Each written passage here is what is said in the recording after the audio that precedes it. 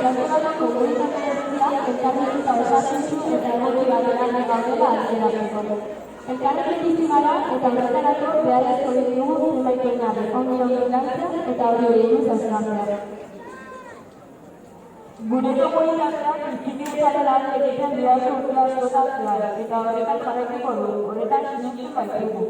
Gaurkoan, hemenetakoa printzipioen lanketa egin diogula identifikatzeko modu bat izan da. Urte osoan zehar lantzen joango garen oinarri jakina eman garizateko. Goizean zehar printzipioen lanketa egin hasi zarete beretan. Gero maila ezberdinetan artean ekintzak egin zituen, eta orain hemen kanpoan gure printzipioak aldarrikatuko ditugu. Manamaman pamugara ibatzen eta horretan zure komunarekin batera eta komunitatean altxatzeko dugu gora. Aztera goa.